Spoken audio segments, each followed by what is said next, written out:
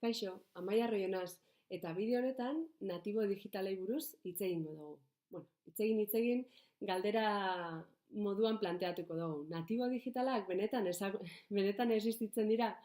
Bueno, ziurrenik zuetako askok entzungo zenuten ja terminoa, ezta? Natibo digitalak asko entzuten da, eta entzun bakarrik ez, nik uste dut ja barneratuta daukagula, batzuk natibo digitalak direla, ez? Gazteak natibo digitalak direla, eta gu inmigrante digitalak garela, ez? Naiz eta, bueno, beste batzuk baino gazteagoak izan. Baina nerabeak oro har natibo digitalak direla, eta irakasleok garenok inmigranteak garela. Bueno, nik hau kolokan jarri nahi dut, eta kolokan baino, ezeztatu egin nahi dut, hori da nire iritzia behintzat, eta, argudio oso simpleak erabiliko ditut, eta gero Javier Pedreiraren bideoan ikusiko dozue, pixkat, nondik noan, ze bere ideiak, jarri behar ditut nire hauan, baina euskeraz, bai, hori bai. Orduan, berez pentsatzen duguna da natibo hitzaren atzean dagoela naturaltasuna, ez? Beti ezagutu dugun testuinguru baten ezagutza edo testuinguru horretan bizi izanaren esperientziak ematen digun jakintza, ez?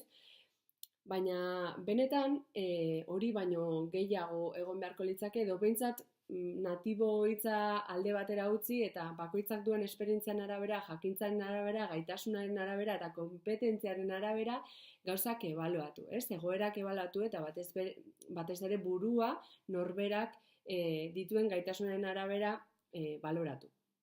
Orduan, horretan oinarritzen badugu gure iritzia, arruntena da pentsatzea gure gazteak, naiz eta teknologia zinguratuta jaio, agian ez dakitela hainbeste, ez? Ez dakit noiz baitik gertatuko zaizuen, edo gertatu zaizuen, hobeto esan da, baino askotan gertatzen da, sakelako telefonarekin dabiltzanean, nerabeak, jeisten dute zerbait, edo aplikazioaren bat, edo argazki bat, ez dakiten non dagoen, Eta norengana jotzen dute, ez? Beste gazte baten gana, ziurrenik ez, edo osabaren gana, edo izebaren gana, edo amaren gana, edo norbaiten gana, ez? Eta eske, deskargatu dut, baina ez dakit nun dagoen, ez? Eta, gu egia da, gatozela beste mundu analogiko batetik, gure abia puntua ez da teknologia izan, baina teknologia ulertzeko asko lagundu dozku trantsizio guzti horrek. Orduan, nire iritzia zein da, natibo digitalak benetan ez direla existitzen, eta bat egiten dut, komentatu dizuedan, Javier Pedreira Huitxorekin eta Susana Iunarekin, beraiek idatzi duten liburu hau, Los nativos digitales no existen, eta liburu honen arabera, badaude hainbat eta hainbat arrazoi, hori baieztatzeko. Eta funtsean da, testuinguruak ez gaituela kompetente egiten, eta, agian gure nerabeak ez direla inkompetente digitalak, ez? Batez ere, gure referentziazko marko orokor hori hartuta, ez? Gure kasuan Ditcom dena.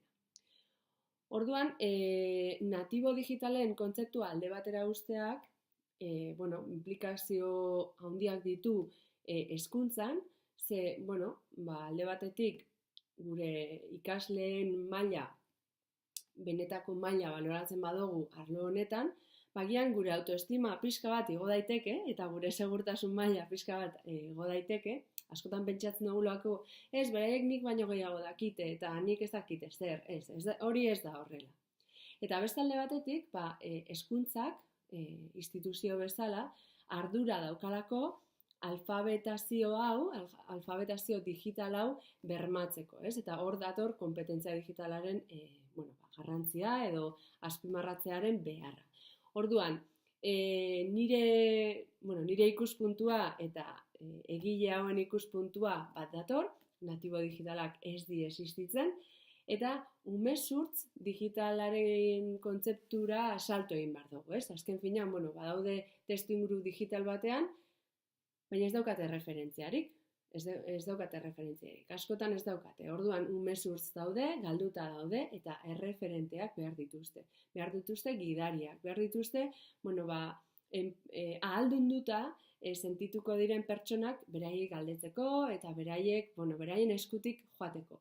Orduan, guk ezin dugu bere bidea egin, ezin dugu beraien bidea egin, baina eskutik joan gaitezke. Eta horretarako gu geu ahaldundu behar gara, gu geu kontziente izan behar gara gure kompetentzia digitala garatu behar dugula, eta gure gabeziak betetzeko ahalegin egin, eta aurrera egin. Eta horretarako gaude hemen. Gure kontzientzia hori lortzeko, eta era berean gure ikasleena sustatzeko.